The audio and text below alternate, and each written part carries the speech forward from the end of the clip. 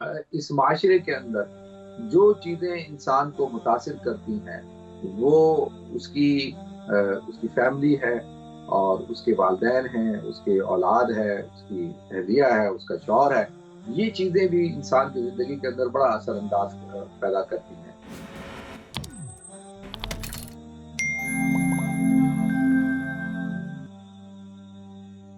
للہ رب العالمین والعاقبۃ للمتقین والصلاة والسلام علی اشرف الانبیاء والمرسلین وعلی آلہ وصحبہ اجمعین۔ اما بعد فاعوذ باللہ السمیع العلیم من الشیطان الرجیم، بسم اللہ الرحمن الرحیم۔ من عمل صالحا من ذکر او انثى وهو مؤمن فلنحيينه حیاتا طیبہ، صدق اللہ العظیم۔ اللہم صلی علی محمد وعلی آل محمد کما صلیت علی ابراہیم وعلی آل ابراہیم انک حمید مجید۔ اللہم بارک علی محمد وعلی آل محمد کما بارکت علی ابراہیم وعلی آل ابراہیم انک حمید مجید۔ رب اشرح لی صدری ویسر لی امری واحلل عقدۃ من لسانی یفقہوا قولی۔ محترم ناظرین کرام، بزرگان دین اور میری عزیز ماؤں اور بہنوں بھائیوں، السلام علیکم ورحمۃ اللہ وبرکاتہ۔ اور دعا گو ہوں اللہ رب العزت سے کہ اللہ تعالیٰ آپ حضرات پر اپنی رحمت برکت نازل فرمائے، اور مجھے پورا یقین ہے کہ آپ حضرات نے ماشاءاللہ یہ ویکینڈ بہت اچھا گزارا ہوگا، اور اللہ تعالیٰ کی برکتیں رحمتیں آپ پہ نازل ہوئی ہوں گی، اور آپ نے اللہ کی نعمتوں کو بھرپور استعمال کیا ہوگا اور شکر بھی ادا کیا ہوگا۔ اللہ تعالیٰ ہمیں آگے بھی اسی طریقے سے صبر اور شکر کے ساتھ زندگی گزارنے کی توفیق عطا فرمائے۔ ناظرین، اللہ رب العزت نے قرآن پاک میں ارشاد فرمایا، من عمل صالحا من ذکر او انثى، کہ جو مرد اور عورت نیک کام کرتے ہیں، اعمال صالحہ اختیار کرتے ہیں، وہ مؤمن، اور شرط یہ ہو کہ وہ مومن بھی ہوں اور ایمان والے بھی ہوں، فلنحینہ حیاتا طیبہ، تو ہم ان کو اچھی زندگی، دنیا کی اچھی زندگی عطا فرماتے ہیں، حیاتا طیبہ، پاک صاف زندگی عطا فرماتے ہیں، اور ہم ان کو جو ہے جو انہوں نے نیک کام کیے ہیں اللہ تعالیٰ فرماتے ہیں ہم ان کو پورا پورا اجر عطا فرمائیں گے۔ وَلَنَجْزِيَنَّهُمْ أَحْسَنَ الَّذِي بِمَا كَانُوا يَعْمَلُونَ، کہ جو بھی انہوں نے نیک اعمال کیے ہوں گے تو اللہ تعالیٰ جو ہے وہ ان کو اجر بھی عطا فرمائیں گے۔ تو لہذا ناظرین، اللہ رب العزت چاہتے ہیں کہ ہر مسلمان، ہر انسان ایک اچھی زندگی گزارے، اور ایسی زندگی جس کے اندر اطمینان ہو، ایسی زندگی جس کے اندر خوشی ہو، ایسی زندگی جس کے اندر مسرت ہو، ایسی زندگی جو انسان جس کو گزارتے وقت اس کو اس بات کا احساس ہو کہ یہ اللہ کی بہت بڑی نعمت ہے جو اللہ تعالیٰ نے مجھے آپ کو عطا کی ہے۔ کائنات کے اندر اللہ تعالیٰ کے بے شمار انعامات ہیں، احسانات ہیں ہم پر، اللہ تعالیٰ کا بہت فضل ہے، کرم ہے، اور سب سے بڑا جو انعام اللہ تعالیٰ نے مجھے اور آپ کو عطا کیا ناظرین، وہ ہے یہ حیات، یہ زندگی۔ یہ زندگی ایک بہت بڑی نعمت ہے، اور کیونکہ زندگی ہی اصل چیز ہے کہ انسان اسی کے ذریعے سے جو ہے وہ آخرت کی تیاری کرتا ہے، اسی کے ذریعے سے اللہ رب العزت کو راضی کرتا ہے۔ تو حیات ایک بہت بڑی نعمت ہے، تو اللہ تعالیٰ نے ہمیں، آپ کو، ہم سب کو عطا کی ہے، مجھے بھی دی ہے، آپ کو بھی دی ہے۔ تو اللہ تعالیٰ چاہتے ہیں کہ انسان کی انفرادی زندگی بھی اچھی گزرے اور انسان کی اجتماعی زندگی بھی گزرے، وہ بھی اچھی گزرے۔ انفرادی زندگی کا تعلق ناظرین انسان کی اپنی ذات کی حد تک ہوتا ہے، اس کی اپنی شخصیت کی حد تک ہوتا ہے، اور وہ اس کے اندر کسی اور کا عمل دخل کم ہوتا ہے، یعنی انسان کی زندگی میں جو خارجی عوامل ہوتے ہیں وہ بھی اثر انداز ہوتے ہیں، ایسا نہیں ہے کہ اثر انداز نہ ہو۔ ایک شخص ہے، اس کی زندگی ہے، وہ کہتا ہے کہ بھئی میری انفرادی طور پر ایک زندگی ہے، لیکن جو خارجی عوامل ہیں، مثال کے طور پر اس کے والدین، اس کے عزیز و قارب، اس کی بیوی، اس کا شوہر، اس کے بچے، اس کے دوست احباب، اس کا باس، یا وہ تجارت کرتا ہے تو اس کے تجارتی جو لین دین والے لوگ ہیں، یہ سارے خارجی لوگ ہیں، لیکن یہ انسان کی زندگی کے اوپر اثر انداز ہوتے ہیں۔ اس لیے اللہ رب العزت نے انسان کو دوسرے انسانوں کے ساتھ حسن سلوک کرنے کی توفیق عطا فرمائی، اور اس کی توفیق بھی عطا فرمائی، اور اس کا حکم بھی دیا ہے کہ بھئی تم دوسرے لوگوں کے ساتھ کس طریقے کے ساتھ زندگی گزارو۔ تو لہذا ایک انسان کی ایک عائلی زندگی ہوتی ہے جو اس کی خاندانی زندگی ہوتی ہے، اور ایک اس کی غیر عائلی زندگی ہوتی ہے کہ جو اس کے خاندان کے علاوہ جو لوگ ہوتے ہیں، مثال کے طور پہ جن کے ساتھ وہ بزنس کرتا ہے، تجارت کرتا ہے، یا جن کے ساتھ وہ جاب کرتا ہے، یا جن کے ساتھ وہ محلے میں رہتا ہے، ایک سوسائٹی میں رہتا ہے، تو اس کا ایک تعلق ہوتا ہے۔ تو لہٰذا یہ ساری چیزیں انسان کی زندگی پہ اثر انداز ہوتی ہیں. لیکن سب سے زیادہ دیکھیں اس معاشرے کے اندر جو چیزیں انسان کو متاثر کرتی ہیں وہ اس کی فیملی ہے، اور اس کے والدین ہیں، اس کے اولاد ہے، اس کی اہلیہ ہے، اس کا شوہر ہے. یہ چیزیں بھی انسان کی زندگی کے اندر بڑا اثر انداز پیدا کرتی ہیں اور بڑی مؤثر ہوتی ہیں. تو لہذا اس حوالے سے بھی اسلام بڑے وضاحت کے ساتھ حکم دیتا ہے اور کہتا ہے کہ بھائی آپ ہر ایک کے ساتھ حسن سلوک کے ساتھ پیش آئیں، ہر ایک کے جو آپ کے اوپر حقوق ہیں ان حقوق کو ادا کریں. جو آپ کی ذمہ داریاں ہیں آپ اپنی ذمہ داریوں کو پورا کریں. اگر آپ والدین ہیں تو والدین ہونے کی حیثیت سے جو آپ کی ذمہ داریاں بنتی ہیں آپ اپنی ذمہ داریوں کو پورا کریں کہ بھائی جو آپ کی رسپانسبلٹیز ہیں کہ بھائی آپ کی جو اولاد ہے اس اولاد کی سب سے پہلے بنیادی طور پر یہ ہے کہ جب وہ آپ کے گھر میں اولاد پیدا ہو تو آپ اس کا اچھا نام رکھیں، پھر آپ اس کا حقیقہ کریں، پھر آپ اس کو جو ہے اس کی ختنے کروائیں اور اس کو جو ہے اس کی تربیت کریں، اس کی خوراک کا خیال رکھیں، اس کی صحت کا خیال رکھیں. اور پھر جیسے وہ تھوڑا اور بڑا ہو جائے تو اس کی آپ تربیت کا خیال رکھیں، اس کی ایجوکیشن کا، اس کی دینی تربیت کا بھی خیال رکھیں. دونوں چیزیں ہیں، دنیاوی تربیت بھی ہونی چاہیے، دینی تربیت بھی ہونی چاہیے. دنیاوی تربیت سے مراد کیا کہ بھئی اس کے وہ دنیا کے اندر رہنے کا سلیقہ ہو، اس کو بتایا جائے کہ وہ دنیا میں کیسے رہا جاتا ہے، دنیا کے اندر کس طریقے سے آپ نے زندگی کو گزارنا ہے. سب سے بنیادی چیز یہ ہوتی ہے کہ اچھی زندگی گزارنے کے لیے اچھی تربیت کا ہونا بھی ضروری ہے اور حسن انتظام کا ہونا بھی ضروری ہے، پلاننگ کا ہونا بھی ضروری ہے. تو بچوں کے اندر یہ ساری چیزیں آپ نے پیدا کرنی ہے اور بچوں کی اس طور پر کہ بھئی ان کا جو معاش ہے وہ کیا ہوگا، اور وہ کاروبار ہے تو کاروبار اگر کرتے ہیں، آپ کا فیملی بزنس ہے تو وہ کس طریقے سے اس کو سیکھنا ہوگا. اگر آپ اس کا پروفیشن کوئی جاب وغیرہ ہے تو وہ کیا، تو اس کی کیریئر کی پلاننگ بھی ہوگی اور وہ بھی بہت ضروری ہے. اور ساتھ ساتھ جو ہے اس کی تربیت کا ہونا بھی بہت ضروری ہے کہ آپ اس کی تربیت بھی کریں. دیکھیں اولاد سب کی ہوتی ہے، اولاد تو اللہ تعالیٰ جو ہے وہ ہر مخلوق کو دیتا ہے. بچے سب کے پیدا ہوتے ہیں، انسان کے علاوہ ساری مخلوقات کے بچے پیدا ہوتے ہیں. لیکن انسان اور دوسری مخلوق کے اندر بنیادی فرق یہ ہے کہ انسان کے اندر ترتیب ہے، انسان کے اندر جو ہے وہ حسن ہے، اس کے اندر سلیقہ ہے، اس کے اندر جو ہے وہ ہر معاملے کو احسن طریقے سے کرنے کا اللہ تعالیٰ نے ہنر عطا کیا ہے. اور انسان اسی لیے تو اشرف المخلوقات ہے، اس لیے تو احسن الخالقین ہے.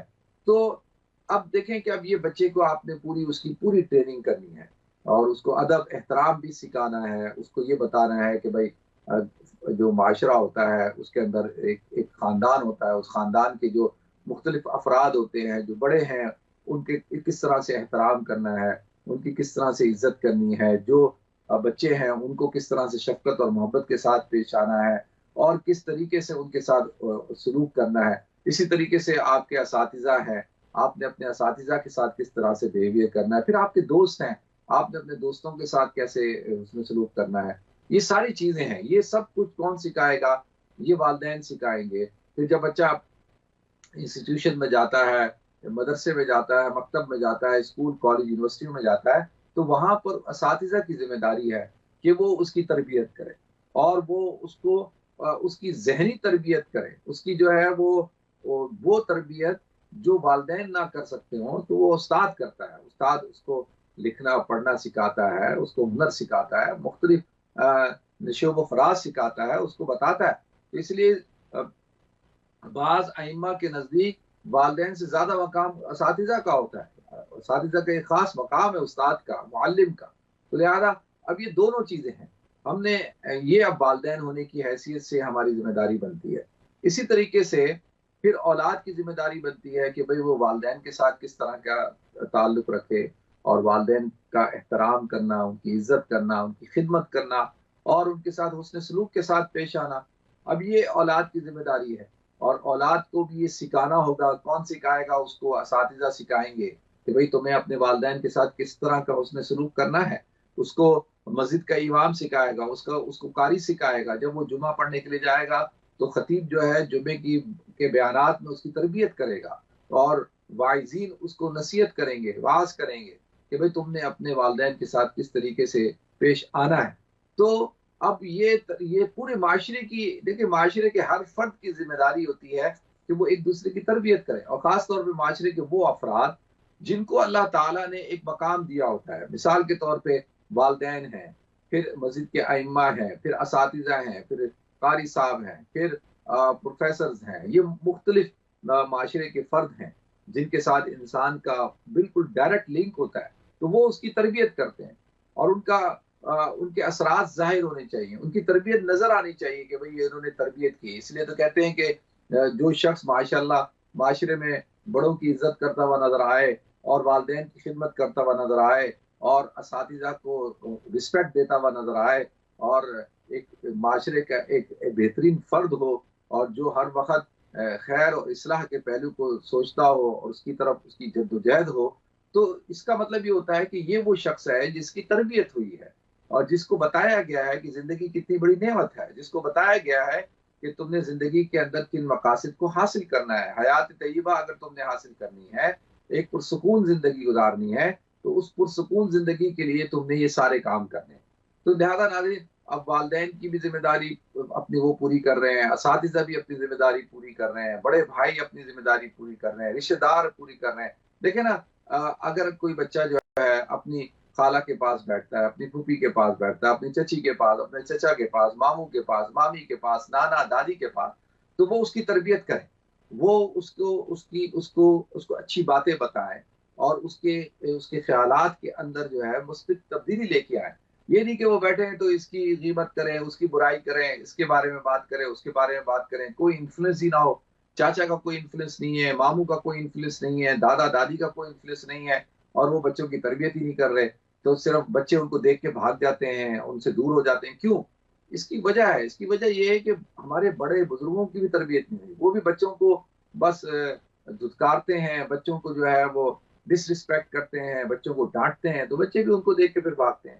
تو لہذا اب یہ جو پورا دیکھیں نا، اللہ تعالیٰ نے ایک انسٹیٹیوشن بنایا ہے، اور انسان ان سارے انسٹیٹیوشن سے تربیت یافتہ ہو کر جب عملی زندگی میں جاتا ہے، تو پھر پتہ چلتا ہے کہ ہاں، یہ جو بچہ ہے یا یہ جو شخص ہے، اس شخص کی تربیت ہوئی ہے. یہ شخص جو ہے وہ معاشرے کے اندر ایک رول ادا کرے گا. میں اور آپ، ہم جب چاہتے ہیں کہ ہمارے بچے، ہم لوگ معاشرے میں کوئی ایک رول ادا کریں، اللہ تعالیٰ ہم سے کوئی کام دے، تو لہٰذا ناظرین ایسے نہیں ہوتا. اس کے لیے اپنے آپ کو تیار کرنا ہوتا ہے، اس کے لیے اپنے آپ کو پیش کرنا ہوتا ہے، آپ کو اس کے لیے محنت کرنی ہوتی ہے. اس کے لیے جیسے دیکھیں کاروبار ہوتا ہے نا، کاروبار کے اندر آپ ترقی کرنا چاہتے ہیں، آپ چاہتے ہیں کہ آپ اس کے کاروبار پھیلے پھولے، اور اس کے اندر جو ہے وہ پروفٹ ہو، نفع ہو، تو اس میں آپ کو محنت کرنی ہوگی، اس میں آپ کو اپنی پوری طاقت لگانی ہوگی، آپ نے اپنی پوری توانائیاں لگانی ہوں گی، تو پھر جا کے ماشاءاللہ آپ کا کاروبار بڑھتا ہے.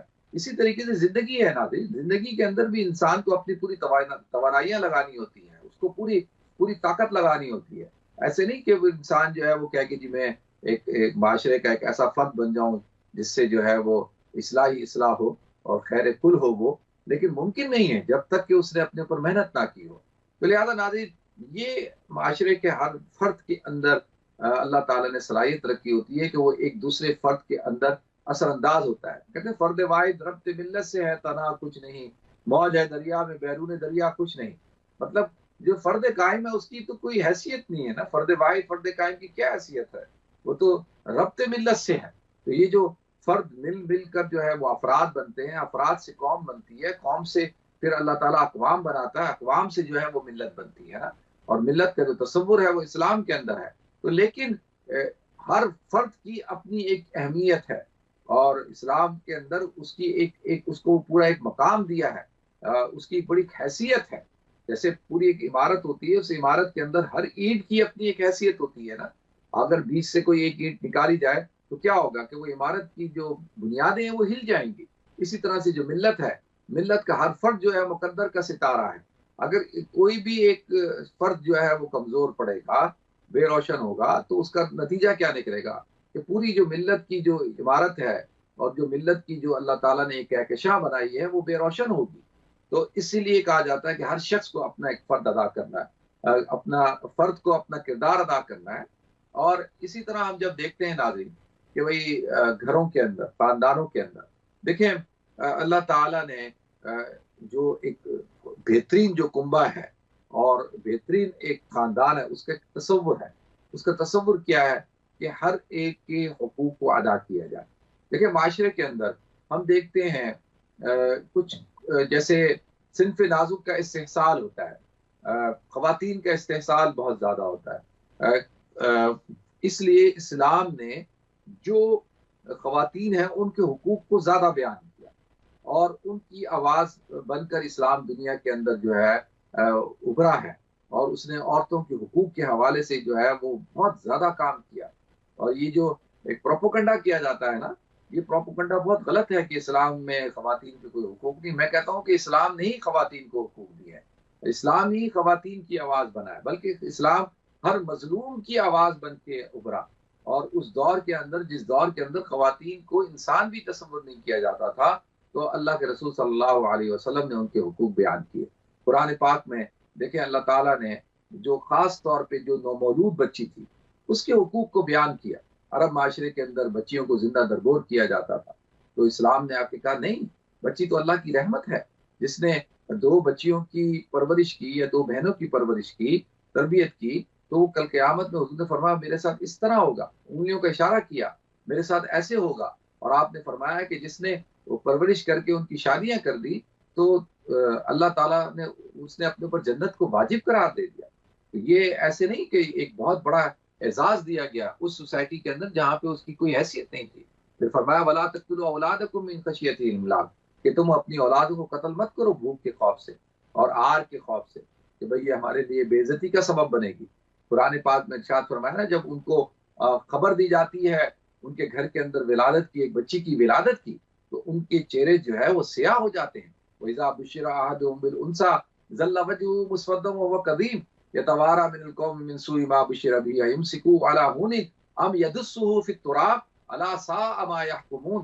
कि अल्लाह कहते हैं जब उनको खुशखबरी दी जाती है कि भाई उनके यहाँ बच्ची हुई है, वइज़ा बुश्शिरा अहदुहुम बिल उन्सा ज़ल्ला वजहुहु मुस्वद्दन व हुवा कज़ीम, तो वो अपने चेहरे को छुपाते हैं, गुस्से से सुर्ख होते हैं, यानी सियाह हो रहे होते हैं।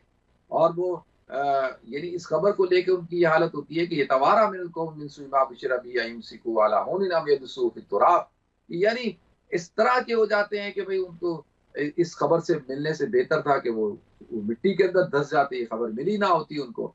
तो अल्लाह कहता है ये तुम कैसा इंसाफ करते हो, ये कितना बुरा तुम फैसला करते हो। अला सा मा यहकुमून, ये तो बहुत ही बुरा फैसला है, ये तो बहुत ही बुरा इंसाफ है कि भाई लड़की हो लड़का हो, ये अल्लाह की तरफ से है। अब देखिए ये उस सोसाइटी के अंदर जहाँ बेटी आर की अलामत समझी जाती हो, वहां पे अल्लाह ताला इस बच्ची की आवाज बनकर पूरे कुरान के अंदर अल्लाह ताला बयान करते हैं और पूरे अरब की सरजमीन में। और ये जो कुरान का नुज़ूल होता है तो अल्लाह ताला इस बच्ची की आवाज बन जाते हैं। हुजूर अकरम सल्लल्लाहु अलैहि वसल्लम और इन मासूम बच्चियों के लिए जो है वो एक मसीहा बनकर अल्लाह ताला उनको भेजता है। तो अब बच्ची होने की, लड़की होने की हैसियत से अल्लाह ताला ने उनको, इस्लाम ने, अल्लाह ने उनको एक मकाम दिया। फिर अल्लाह कहता है देखो कि तुमने ये जो हमारे माशरे के अंदर भी है कि भाई बच्चे के ऊपर जो है ज्यादा तवज्जो दी जाती है, बच्ची के ऊपर कम दी जाती है, तो अल्लाह ताला ने ये इस पहलू को ही जो है खत्म कर दिया। लड़के की तरबियत और उसकी उसके ऊपर कोई अजर नहीं रखा, लेकिन लड़की की तरबियत के ऊपर अजर रख दिया, उसकी उसकी नशोनुमा के ऊपर अजर रख दिया कि जन्नत वाजिब हो गई, जहन्नम से बरात मिल गई। देखिए ये कितना बड़ा अल्लाह ताला ने उनके हुकूक को बयान किया। तो और कहा कि जो तुम खुद खाते हो, जो अपने लड़कों को खिलाते हो, वो अपनी बच्चियों को भी खिलाओ और उनकी सेहत का ख्याल रखो। और क्योंकि जितनी सेहतमंद एक बच्ची होगी जिस्मानी तौर पर, उतनी वो उसने आगे जाके माँ बनना है, उसने आगे जाके बच्चों को की जो है परवरिश करनी है। तो इसके लिए उसको जिस्मानी तौर पे मजबूत होना जरूरी है। ये नहीं कि बेटे को जो है वो दूध पिला रहे हैं और पराठे खिला रहे हैं और मक्खन खिला रहे हैं, फ्रूट खिला रहे हैं, और बेटी को जो है पूछ ही नहीं रहे और बेटी की तरफ ध्यान ही नहीं है। नहीं, जितना ध्यान आपने लड़के की तरफ रखना है, बल्कि उससे ज्यादा जो है आपने बेटी की तरफ रखना है। इस्लाम ने इस बात को बयान किया। फिर कहा कि सारा देखें, सारी कोशिश क्या होती है कि भाई लड़कों के ऊपर इन्वेस्टमेंट की जाती है, उनको पढ़ाया लिखाया जाता है और तो वो जी ये हमारे बाजू बनेंगे और ये बड़े होकर जो है वो कमाएंगे, इनका फ्यूचर होना चाहिए, उनका कैरियर होना चाहिए। तो इस्लाम कहता है ये नाइंसाफी है। बच्ची की तरबियत पे भी اس کی ایجوکیشن کے اوپر بھی آپ نے اسی طرح سے توجہ دینی ہے جس طریقے سے آپ نے بیٹے کی تربیت پر اور تعلیم پر آپ نے توجہ دی ہے. کیوں کہ جو ایک لڑکی ہے وہ جتنی زیادہ پڑھی لکھی ہوگی اتنی زیادہ سمجھدار ہوگی، وہ اپنے بچوں کو پھر ان کی تربیت کر سکے گی، ان کی ایجوکیشن کا خیال رکھے گی، ان کو پڑھائے گی. تو پڑھی لکھی ایک جو ماں ہے وہ ایک پڑھی لکھی نسل کو پروان چڑھاتی ہے. اب دیکھیں پھر تیسرے نمبر پہ کیا کہ بھئی آپ جو ہے وہ ان کو جائیداد کے اندر بھی حصہ دیں. کیونکہ جائیداد کے اندر حصہ نہیں دیا جاتا، کیونکہ جائیداد کے اندر حصہ دینا ضروری ہے. اسلام نے بنیادی طور پہ بیان کر دیا کہ بھئی ایک عورت کا بنیادی طور پر یہ حق ہے بیوی ہونے کی حیثیت سے، ماں ہونے کی حیثیت سے، بیٹی ہونے کی حیثیت سے، اور بیوی اور بہن ہونے کی حیثیت سے. تو اس کو آپ معاشی طور پر مستحکم کریں. جتنا وہ فائنینشلی اسٹرانگ ہوگی اتنا وہ پاورفل ہوگی اور اس کا کوئی استحصال نہیں کر سکے، اس کو کوئی جو ہے اس کے اوپر ظلم نہیں ہو سکے. تو لہذا اگر اس کے اوپر زندگی میں کوئی حالات آ گئے تو ایجوکیشن اور معاشی استحکام ہونے کی وجہ سے وہ ایک عزت کی زندگی گزارے گی. تو یہ کس کی ذمہ داری ہے؟ یہ باپ کی ذمہ داری ہے کہ وہ اپنی بچی کو اس کی تربیت کا خیال رکھے، اس کی ایجوکیشن کا خیال رکھے اور اس کو معاشی طور پر مستحکم کرے. بیٹوں کے ساتھ ساتھ بیٹیوں کا بھی معاشی طور پر مستحکم ہونا ضروری ہے. اگر وہ مستحکم نہیں ہوں گی تو وہ ان کا استحصال ہوگا. اچھا اب یہ ساری چیزیں دیکھیں، اسلام کہتا ہے کہ بھئی وراثت میں حصہ دو، اسلام کہتا ہے کہ ہر حوالے سے ان کے ساتھ حسن سلوک کے ساتھ پیش آؤ، اور اسلام یہ بھی ضرور کہتا ہے کہ تم نے اپنے بچوں کی حفاظت کرنی ہے، چھوٹے بچوں کی بھی حفاظت کرنی ہے، بچیوں کی بھی حفاظت کرنی ہے. بیٹی کی حفاظت کرنا زیادہ ضروری ہے، اس کی عزت آبرو، مرد کی بھی، عورت کی بھی، مرد کی بھی. لیکن کیونکہ عورت جو ہے وہ صنف نازک ہے اور وہ جذباتی طور پر بڑی کمزور ہوتی ہے، اس کا کسی اس کو ایکسپلائٹ کرنا آسان ہوتا ہے. تو لہذا کہا گیا کہ بھئی اس کے اوپر جو ہے پوری توجہ ہو، اور جب وقت آ جائے اس کے نکاح کا تو اس کی شادی کر دی جائے، اس کا نکاح کیا جائے، اس کے اوپر اس پہ ڈیلے نہ کیا جائے. کیونکہ اگر آپ شادی نہیں کریں گے، اس کا نکاح نہیں کریں گے تو اس سے معاشرے کے اندر خرابی پھیلے گی. تو یہ بھی اسلام کہتا ہے، اور اس میں بنیادی طور پر یہ حکم دیتا ہے کہ بھائی اس میں ان کی اجازت کا ہونا ضروری ہے، ان کی پسند ناپسند کا ہونا ضروری ہے. آپ فورس میرجز نہیں کر سکتے. اسلام کے اندر یہ منع ہے کہ آپ زبردستی کسی بچے کی شادی کر دیں، اور زبردستی ایسا ہرگز نہیں ہے. اسلام ہرگز اس بات کی اجازت نہیں دیتا. وہ ہوتا یہ ہے کہ آپ شادی کر دیتے ہیں، آپ پوچھتے نہیں ہیں، آپ ان کی پسند ناپسند کا خیال نہیں کرتے، تو پھر وہ شادیاں ہو جاتی ہیں تو ان بچیوں کو وہ خوشی میسر نہیں ہوتی، وہ مسرت میسر نہیں ہوتی. وہ کیونکہ ان کی پسند شامل نہیں ہوگی، جب ان کی چاہت شامل نہیں ہوگی تو بعد میں ان کے لیے مسائل پیدا ہوتے ہیں، پھر وہ ذہنی ہم آہنگی پیدا نہیں ہوتی. اس لیے کہا گیا کہ وہ لڑکے سے کہ وہ بھی اس سے بھی پوچھا جائے اور لڑکی سے بھی پوچھا جائے. اچھا ان ساری باتیں کرنے کے بعد دیکھیں جو بات اہم ہے وہ یہ ہے کہ ہم کیا سمجھتے ہیں کہ جی ہم نے وومن امپاورمنٹ کے نام سے اور عورتوں کے حقوق کے نام سے ان کو یہ سمجھا کہ جی وہ گھر سے باہر رہیں اور ان کے اوپر کسی قسم کی پابندی نہیں ہونی چاہیے. دیکھیں پابندی نہیں، کیونکہ عورت ایک اثاثہ ہے، ایک اس کے پاس اس کو اللہ تعالیٰ نے پیدائشی عزت دی ہوتی ہے، اس نے ایک ماں بننا ہوتا ہے، اس کے پاس ایک یہ جوہر ہے جس کی حفاظت کی ضرورت ہے. تو اب اس پر نگاہ رکھنے کی بھی ضرورت ہے اور اس کو سمجھانے کی بھی ضرورت ہے کہ بھئی دیکھو کہ تم نے کالج جانا ہے، یونیورسٹی جانا ہے، اسکول جانا ہے، تم نے گھر سے باہر نکلنا ہے تو تم نے اپنی حفاظت کرنی ہے، تم نے اپنے آپ کو بچانا ہے.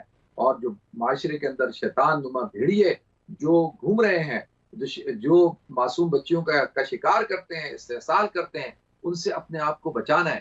یہ نہیں کہ جی ہم تو بڑے پراؤڈ مائنڈیڈ لوگ ہیں یہ، اور اب نے اپنی بچی کو پوری آزادی دی ہوئی ہے، اور اس کا نتیجہ کیا نکل رہا ہے؟ اس کا نتیجہ یہ نکل رہا ہے کہ جو آپ نے دیکھا کہ ابھی ریسنٹلی اسلام آباد کے اندر عثمان مرزا والا کیس اور نور مقدم اور وہ جو جعفر ہے زاہد جعفر، یہ جو کیس ہوا جس میں اس بچی کا قتل ہوا اور اس بچی کی گردن کو اس نے کاٹ دیا، اس کے پیچھے یقینی طور پر وہ ذمہ دار ہیں دونوں، عثمان مرزا لیکن اور وہ زاہد جعفر بھی. لیکن آپ دیکھیں نا کہ یہاں پہ ان بچیوں کے جو ناجائز تعلقات تھے، جو عثمان مرزا کے فلیٹ میں وہ بچی کرنے کیا گئی، بغیر نکاح کے وہ کیوں ایک غیر محرم کے ساتھ وہ رنگ رنگیاں بنا رہی تھی؟ تو اسی کی وجہ سے تو اور یہ بچی جو تھی نور مقدم، میری ساری ہمدردی اس کے ساتھ ہے، لیکن آپ دیکھیں جو ویڈیو آئی ہیں اور جس طرح سے اس کے ساتھ تعلق تھا، تو ایک ایسے شخص کے ساتھ جو نفسیاتی ہے، اور اس نے پھر کیا کیا؟ لہٰذا اس میں سوسائٹی کی ذمہ داری ہے، والدین کی ذمہ داری ہے، اور بچوں کی خود اپنی ذمہ داری بھی ہے۔ اللہ تعالیٰ ہم سب کو عمل کرنے کی توفیق عطا فرمائے۔ وآخر دعوانا الحمدللہ رب العالمین۔